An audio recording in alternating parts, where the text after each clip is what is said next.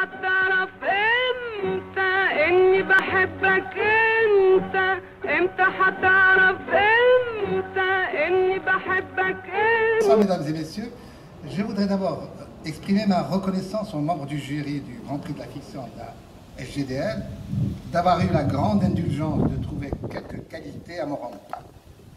Ces remerciements du fond du cœur, je les adresse également à l'institution elle-même. La SGDL, dont le nom est associé aux noms les plus mythiques de la littérature française, Balzac, Dumas, Hugo, Sand, Zola, Mauriac, vous vous rendez compte?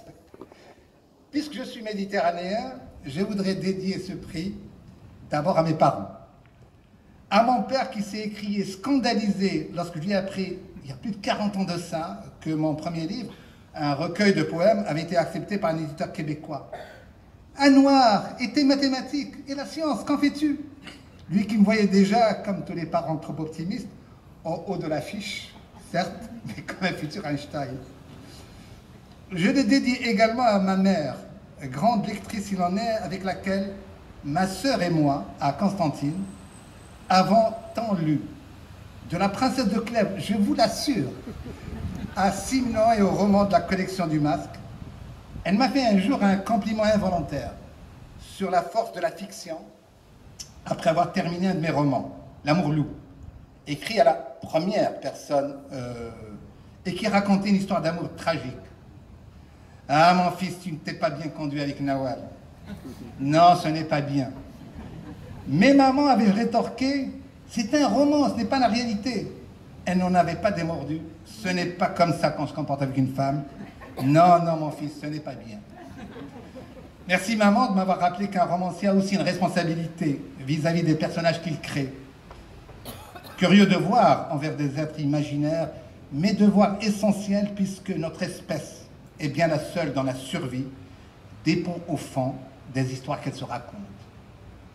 Ce livre n'est pas un livre sur la Syrie ou sur l'Irak. C'est un livre sur un sujet qui m'a toujours obsédé. Comment survivre en temps de barbarie en ne perdant pas son humanité? Comment continuer d'aimer face à la violence la plus abjecte? Comment conserver sa capacité d'admirer le beau lorsque seul, vous semble-t-il, la laideur du monde vous fait face?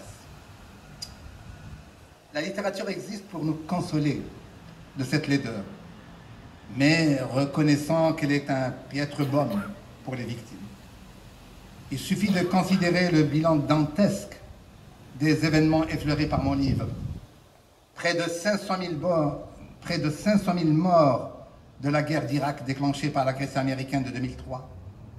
Un demi-million également de morts de la guerre menée contre le peuple syrien par Daesh, le dictateur Assad et ses alliés russes.